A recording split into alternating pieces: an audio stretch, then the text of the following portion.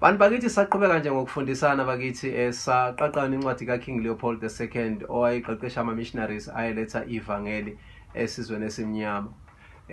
Bakithi kwenzakalani ngama-shrines, indawo zokhokho bethu ababeya kuzona bayocela izulu bese liyana balime kwenzeke konke ngisho namadlelo wemfuyo yabo ayehlezi elihlaza. Kwenzakalani ngalezo indawo lezo?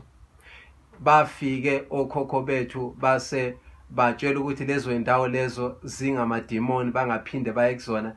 Ezinye bazikampela nokuzikampela bafaka amafamu lapho bebavimbela ukuthi bangasayi kuzo lezo indawo lezo. Base bafundiswa ukuthi uNkulunkulu usezulwini. Babekade bengakwazi okhokho ukuthi uNkulunkulu usezulwini, kodwa babesazi ukuthi umdali ukhona phakathi kwabo, beneyindawo abaya kuzona bayokhulumisana naye. Base bafundiswa ukuthi le phesheya kwamafu le ngenhla kwesibhakabhaka kunoNkulunkulu, abavala amehlo bakhuleke.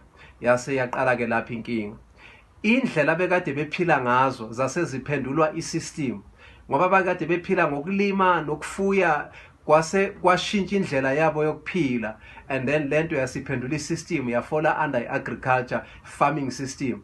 And then base basuswa eindaweni bekade bahlala kuzona ezivundile ezinomhlabathi ovundile obukade ukwazi ukubavumela ukuthi balime bavune baphile bengadependanga kumuntu. Base balahlelwa endaweni esogwadule abangeke basakwazi ukulima khona. And then base belahlelwa kulezo ndawo lezo, le ndawo zabe ivundile kwase kufakwa amafamu lapho.